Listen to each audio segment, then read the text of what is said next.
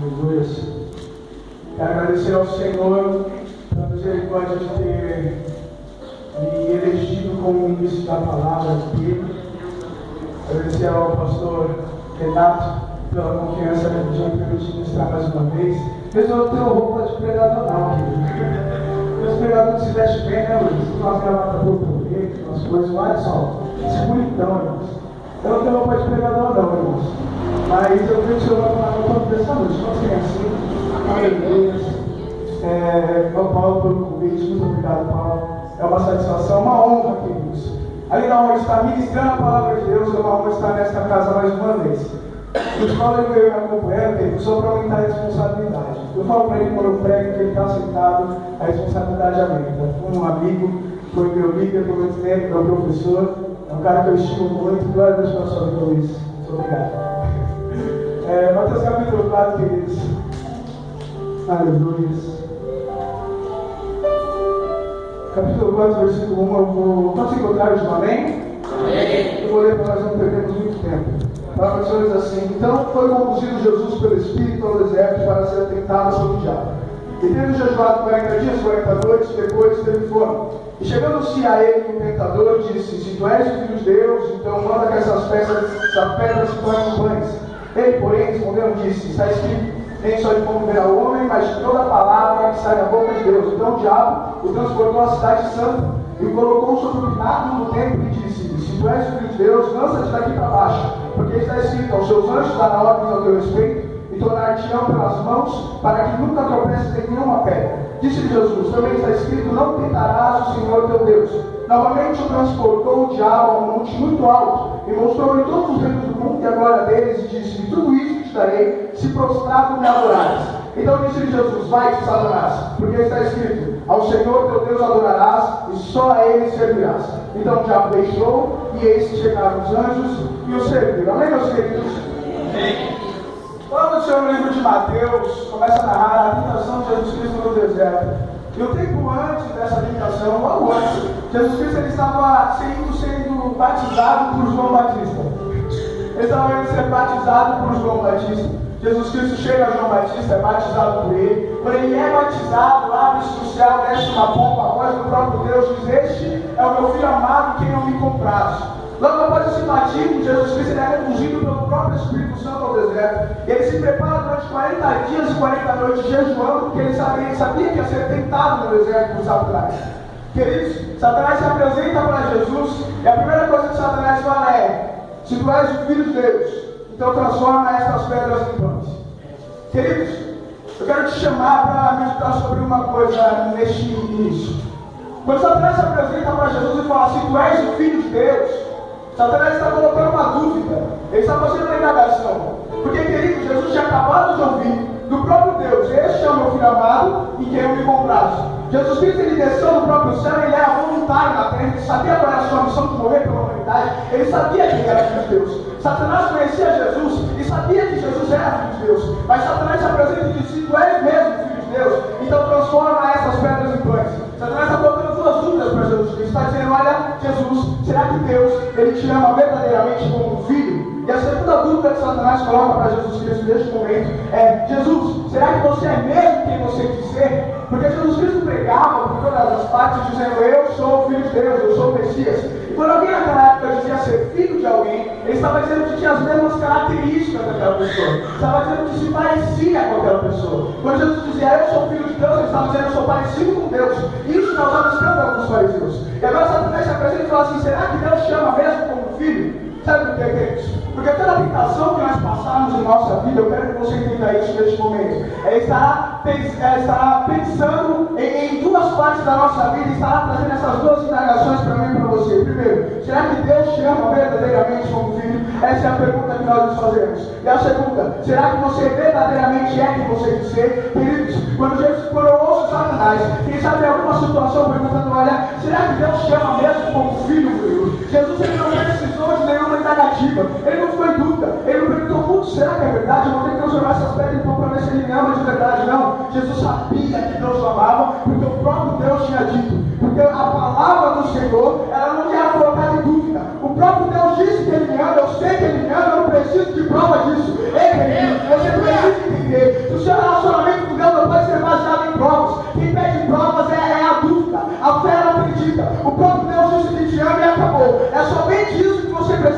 ajudar. Se o Senhor diz, esse é o meu filho amado, esse é o meu braço, não tem Satanás que pode tudo novamente. Eu creio que ele disse isso. Eu sei que foi ele e não há mais lugar. Existe uma certeza de que o próprio Deus nos ama. E o meu coração se alegra em falar isso para vocês. E toda vez que nós somos indagados, ou que eu venho indagar, se Deus me ama como um filho, eu não hesitarei, não terei dúvida sobre essa resposta. Sabe por quê? Você quer saber se Deus te ama como um filho? Então pare por um momento e comece a lembrar da situação que Jesus Cristo estava amarrado em um tronco. Ele levou uma chibatada de 2 soldados. E nessa chibata existem pedaços de ossos e nas pontas existem 2 bolas de chumbo. Para que quando essas chibatas encostem nas costas de Jesus, elas arranquem a sua pele junto. São 39 chibatadas seguidas, sem ter descanso. Por isso são 2 homens chibateando. Jesus Cristo ele está ali, ele leva todas aquelas chibatadas, depois joga sobre as costas dele um pano. Aquele pano seca junto com as suas feridas, e depois que já está cicatrizado, alguém o arranca com muita violência, para que aquela dor seja muito grande, Jesus Cristo. Ei, se você quer saber se Jesus te ama de verdade, então pare para lembrar de um momento que as pessoas estavam em volta dele, estavam escarnecendo, dizendo: ei, você não é o rei de Deus, então tome a sua coroa, e coloque uma coroa na cabeça de Jesus, e cada espinho tinha aproximadamente 5 centímetros. E aqueles espinhos eram colocados na cabeça de Jesus, entraram na sua face, na sua cavidade, bateram com uma cana para que aquilo entrasse. E a enxaqueca que Jesus sentiu naquela hora é impossível ser descrita. Ei, você quer saber se Jesus Cristo te ama de verdade? Então lembre de um momento que ele está subindo ao Calvário com uma cruz carregando as suas costas. Ele já está cansado com o seu corpo fatigado, mas ele continua caminhando, e as pedras que eram no Calvário eram pedras pontudas, e por isso seus pés se machucavam a cada passo que ele dá. E Isaías vai escrever: pelas suas pisaduras nós fomos sarados, justamente porque sangue vertia nas pisaduras de Jesus. Você quer saber se Jesus te ama de verdade? Então lembre-se do momento, e quando ele chega na cruz do Calvário, ele é esticado, porque aquela cruz não foi feita para ele, aquela cruz foi feita para um homem maior do que ele. Esticam Jesus Cristo, prende naquela cruz. Ele é preso naquele momento, a Bíblia vai nos dizer que ele foi até o matador como mover a multa. Ele não deu um pico, ele não reclamou, e sabe por quê? Porque ele te ama demais. Enquanto Jesus Cristo estava caminhando ao Calvário, ele só conseguia pensar em você. Aquela dor para ele não estava em dizer: eu preciso continuar, porque existem jovens na Casa Verde que precisam ser salvos por esse sacrifício. Eu preciso continuar, porque eu amo demais aquele jovem constante, eu amo demais aquele jovem que luta contra si todos os dias e consegue se sentir culpado todas as vezes que pega contra si mesmo. Eu preciso continuar para que ele saiba que eu amo. Eu preciso mostrar para a minha igreja que eu amo. Eu preciso mostrar para a minha igreja que eu amo. Aleluia.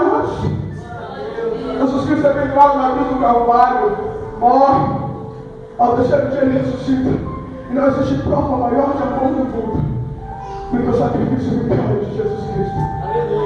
A próxima vez que você for tentado, e em sua mente você começar a gerar algumas dúvidas: será que Deus me ama de verdade? Porque se Deus me amasse de verdade, não estaria nessa situação. Se Deus me amasse de verdade, não estaria vivendo isso. Se Deus me amasse de verdade, então aquela pessoa, então ela não estaria ficando daquele jeito. Se Deus tivesse realmente amor, então por que essas situações não acontecem? Se existe alguma dúvida no seu pensamento do tamanho do amor de Deus para a sua vida, eu te convido a olhar por um minuto para a cruz do Calvário e se lembrar do tamanho daquele amor que nos constrange até hoje, nos atrai para a perfeição todos os dias.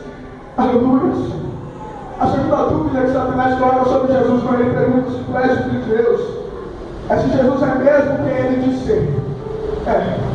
Satanás está dizendo: olha, será que você é mesmo quem você fala que é? Você diz que faz milagre, você diz que é igual a Deus. Se você é igual a Deus, você faz tudo lugar com pedras de pães para satisfazer a sua própria carne. Mas Jesus Cristo, ele não transforma as pedras em pães. Sabe por quê, querido? Jesus também sabia que ele era, ele não precisava provar isso para ninguém. Entende uma coisa, querido? Eu imagino que todas as vezes que somos tentados, Satanás está colocando em prova se eu e se você somos quem precisamos ser. Sabe por quê? Ele está falando: aí, você diz que é crente, não é? Você canta no grupo, você diz do louvor, você diz que tem cargos na igreja, você diz que gosta de orar e de ler a Bíblia. Pois bem, então por que você tem esses desejos que te acomodam todos os dias? Então por que você quer fazer isso que eu estou te oferecendo que você faça? Então por que você pega todo dia dessa forma? Satanás está dizendo: ei, será que você é mesmo quem você diz ser? Satanás olha na sua cara toda vez que você fala e diz: você é uma farsa, você está falhando no que você diz ser. Você diz que é cristão, mas você odeia o seu irmão. Você diz que é cristão, mas você comete pecados todos os dias. Você diz que é cristão, mas a sua mente produz pecados de momento a momento. Satanás olha para você e diz: você é uma farsa. Ei, queridos, para esta afirmação eu tenho o mesmo exemplo na tua vida.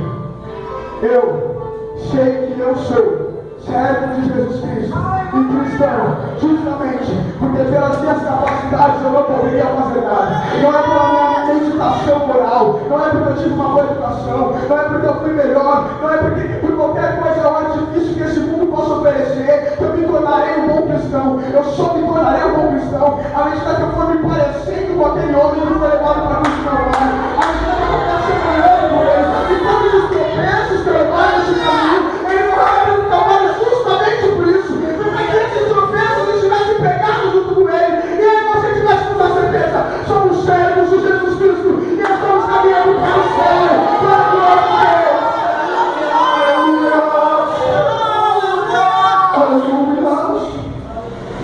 A primeira tentação, querido, Satanás fala: olha, se faz o Filho de Deus, então transforma essas pedras em pães.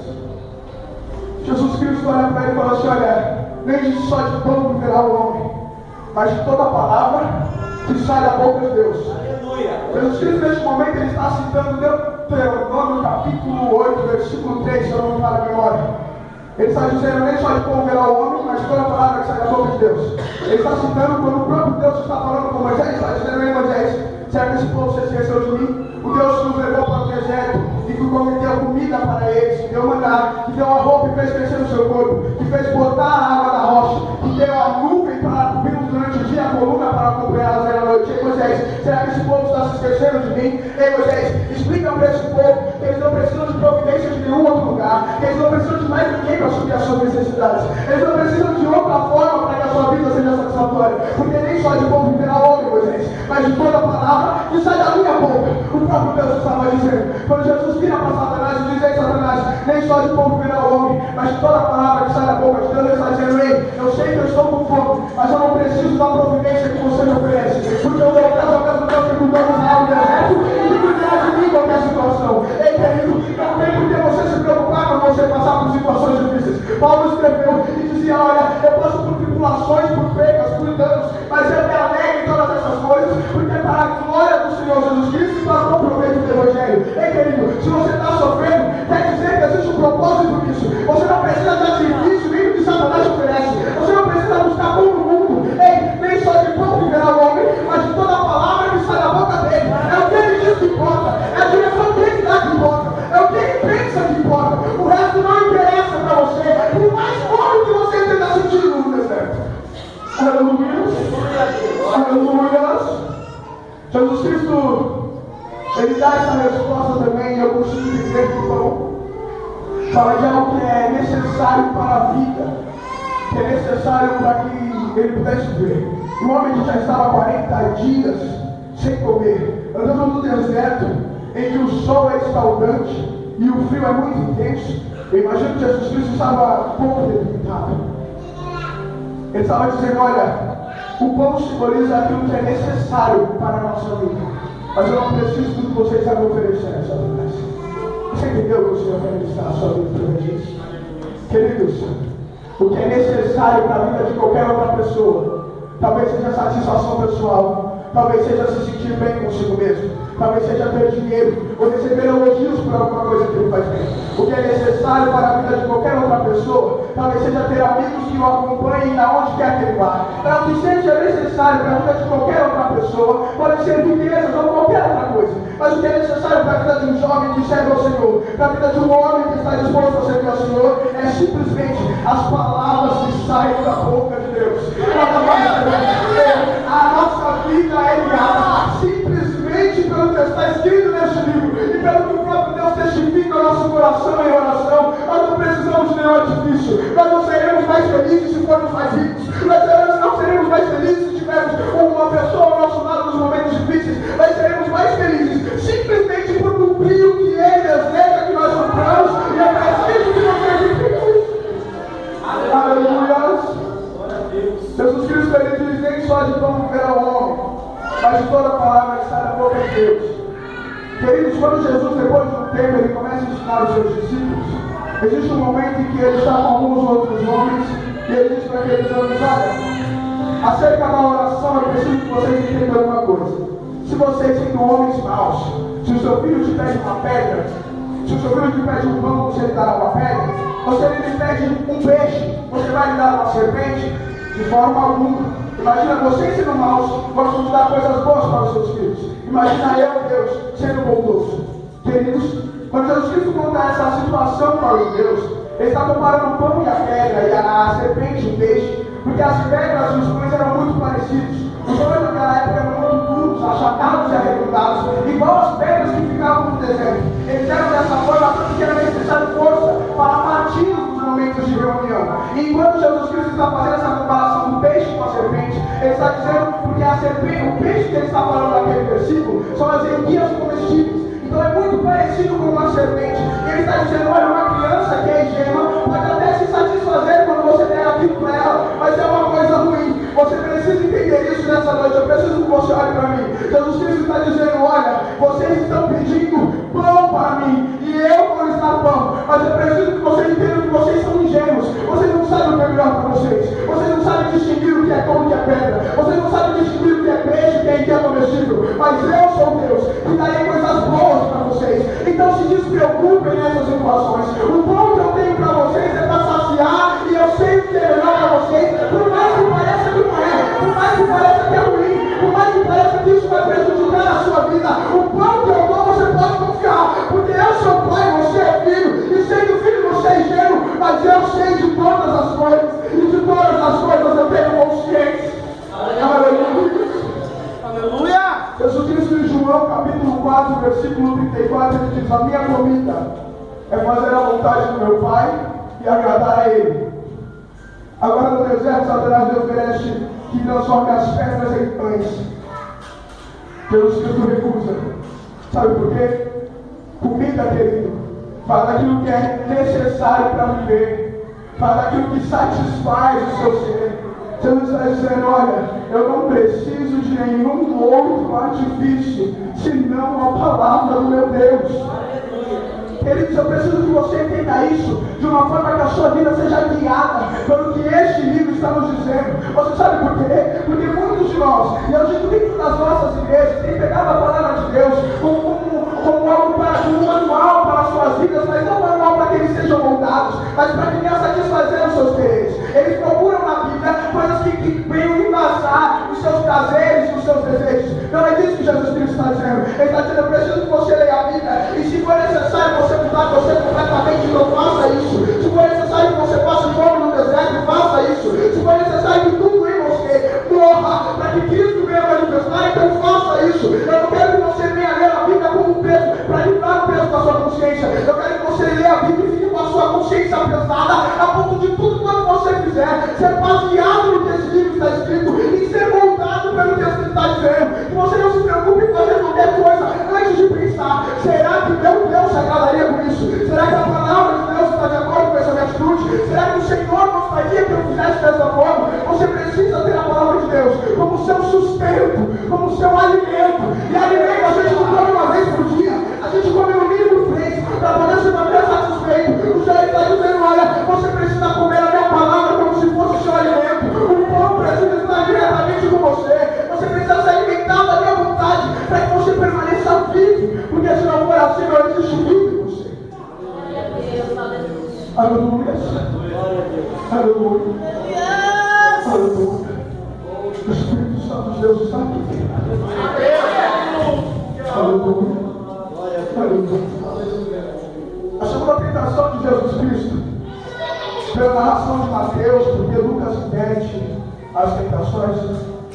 A segunda tentação de Jesus Cristo, ele é levado ao alto do templo, ao alto do pináculo do templo na cidade santa, e alguém diz que Satanás vira para ele e diz, olha, no Salmo 90 está escrito que aos seus anjos dará ordem ao seu respeito para que te proteja.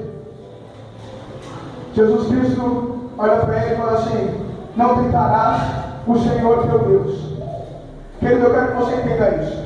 Satanás mais uma vez está falando, olha, se tu és o Filho de Deus, mais uma vez ele coloca a identidade de Jesus em jogo. E depois ele fala assim, se tu és realmente o Filho de Deus, então se joga aqui de cima, porque os anjos vão te proteger. Aí Jesus diz, olha, não tentarás o Senhor teu Deus. Sabe o que Satanás estava querendo dizer? Que se Deus realmente nos ama, Entenda isso. Se Deus realmente nos ama, Ele precisa nos proteger, Ele precisa nos acolher, mesmo se as nossas atitudes foram irresponsáveis. Não é isso que a palavra do Senhor nos ensina. Mas ela está dizendo, ó, mesmo que você pule sem motivo nenhum, os anjos vão te proteger. Ele está dizendo, olha, mesmo que você tome qualquer atitude ao leva a sua vida, sem ter direcionamento nenhum, ou sem nenhum pensamento, Deus vai ter que te proteger, Deus vai ter que te ajudar, porque Ele diz que te ama. E se Ele te ama, Ele vai ter que te ajudar em qualquer situação. Satanás está dizendo, olha, pula daí, porque os anjos vão te proteger.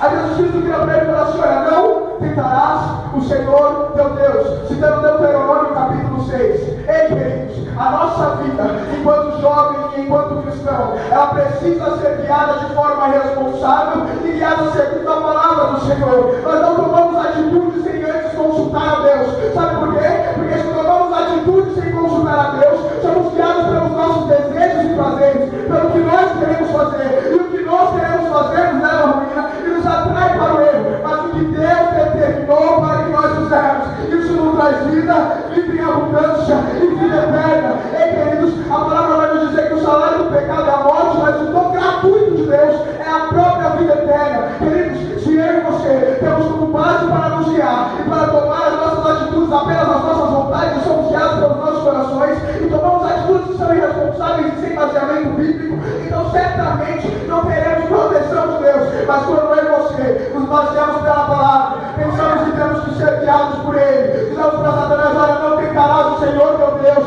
porque eu sei que Ele me ama. Eu não preciso pular daqui para poder comprovar que Ele me ama. Eu não preciso tomar uma atitude para ver se Ele vai me proteger. Eu sei que Ele me ama, então eu não preciso tentá-lo para isso.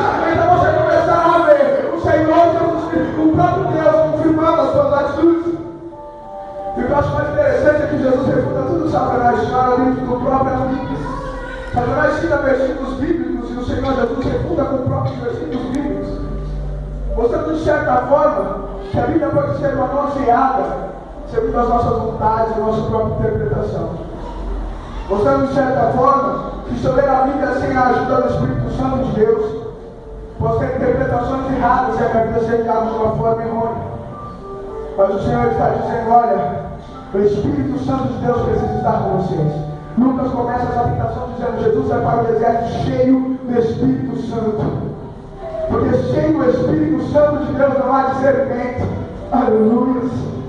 A terceira tentação que Jesus Cristo sofre. Ele é levado para um monte mais alto. Satanás olha para ele e fala assim, olha, está vendo todos esses reinos do mundo? Tudo meu. Tudo meu. Se você se prostrar e me adorar, pode ser tudo seu. Aí Jesus fala para ele, somente adorarás a Deus e somente a Ele servirás.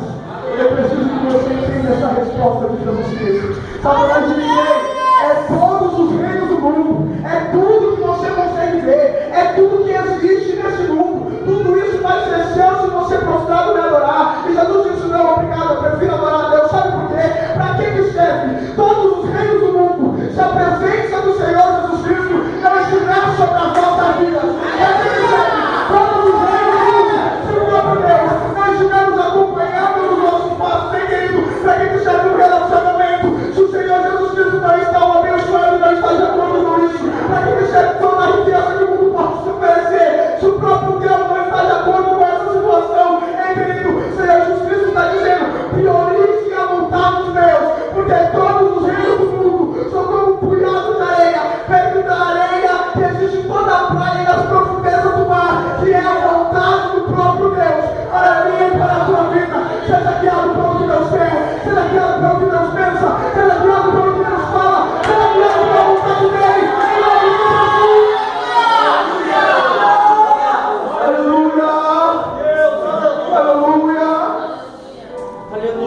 Jesus, Satanás mostra todos os reinos do mundo para ele. Lembra aquele história dos olhos do meu coração sente? Ele está mostrando todos os reinos do mundo, falando, sua tabela é grande mesmo que eu tenho para vocês. São todos os reinos do mundo. É muita coisa, Jesus. Se você prostrado me adorar, é tudo seu. Ei, querido, muitas das vezes nós somos guiados pelo que os nossos olhos veem, pelo que nós conseguimos enxergar. Porque nós olhamos, desejamos e falamos, olha, isso aí é para mim. Isso é bênção de Deus para a minha vida. Querido, Procure a vontade do Senhor. Porque todos os reinos do mundo não têm valor nenhum. Todos os reinos do mundo não têm valor nenhum. Todos os seus desejos não têm valor nenhum. Todos os prazeres que você conseguir imaginar não têm valor nenhum. A única coisa valiosa que nós temos e a qual nós nos apegamos todos os dias é a vontade do Senhor Jesus Cristo mostrada através da sua palavra. Aleluia!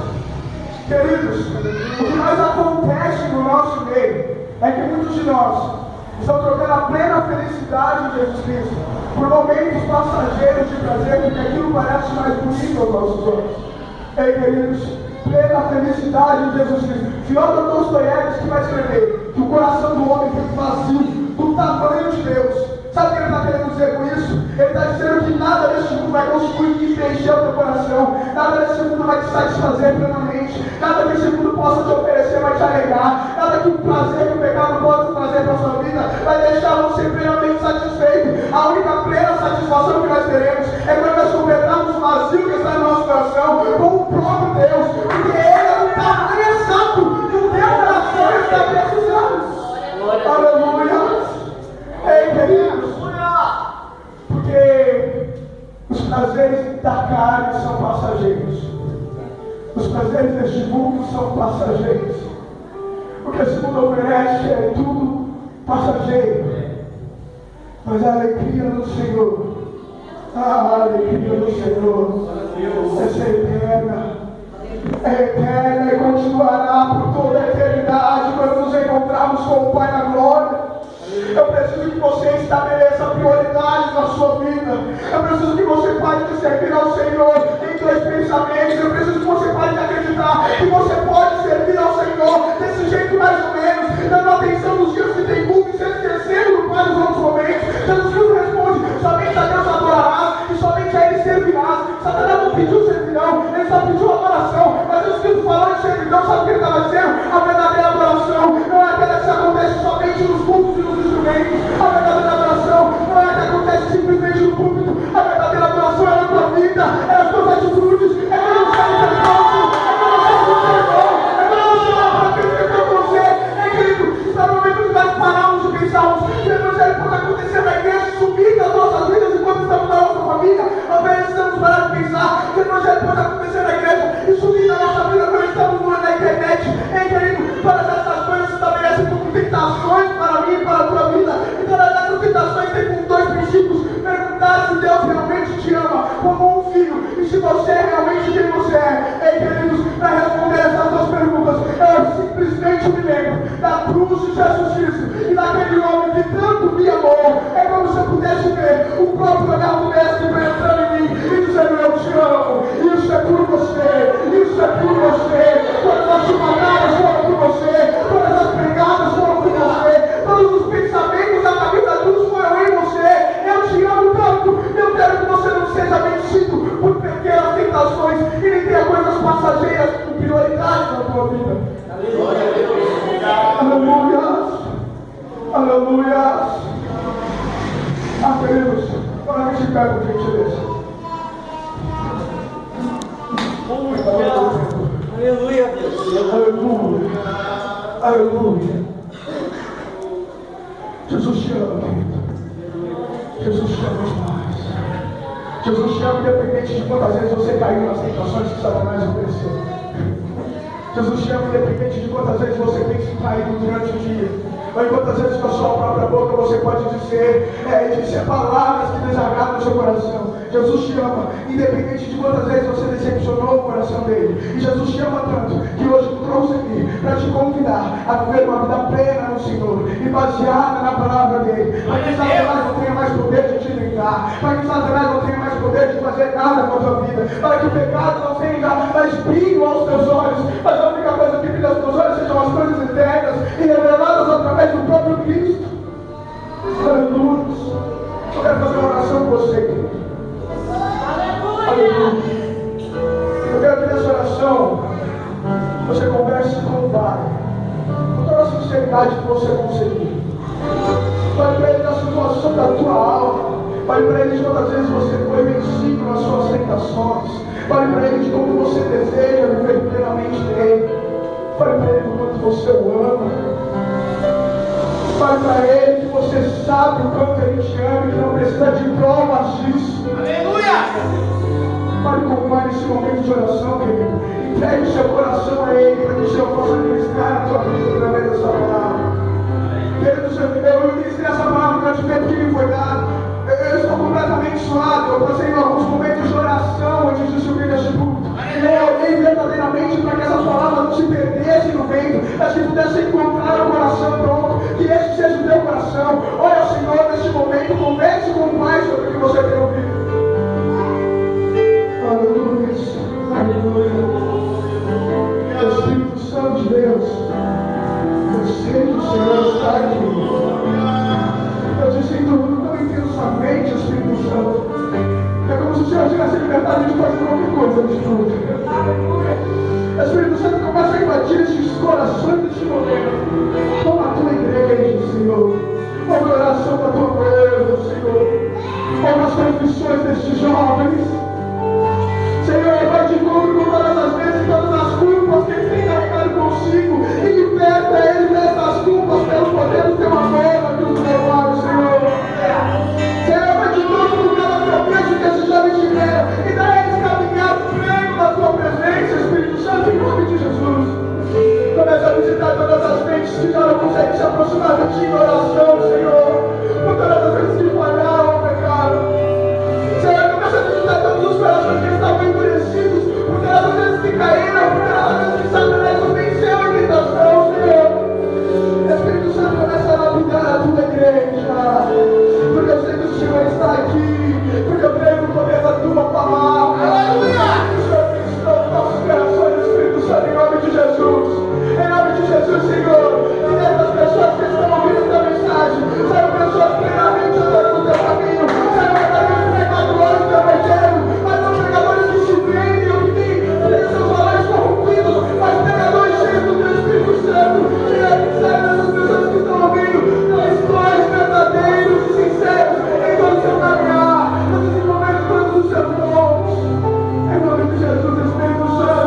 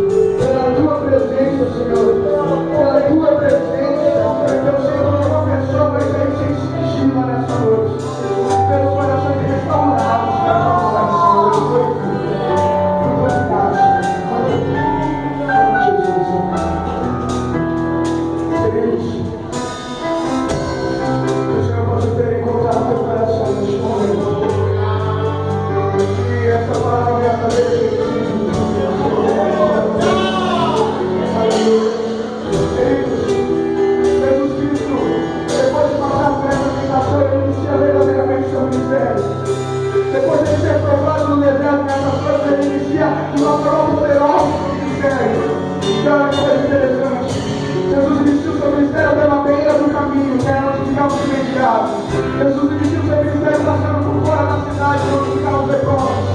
Jesus iniciou seu ministério passando em Samaria, que era o povo que era rejeitado pelos judeus. Jesus foi de encontro com aqueles que ninguém quer ir de encontro. O seu ministério de Jesus era genuíno, não era como dos fariseus, que pregavam nos templos e que faziam fazer voltar. Que a responsa seja sobre a vida de vocês, que vocês podem ser semelhantes a Cristo todos os dias. Que a partir do momento que nós já vencer as suas tentações, então o Senhor nos poderosamente para tirar os empregos, para tirar os céus, para te dar o teu coração aflito e dar vida. Em nome de Jesus, querido, feche a oração. Agradeço a oportunidade. Em nome de Jesus.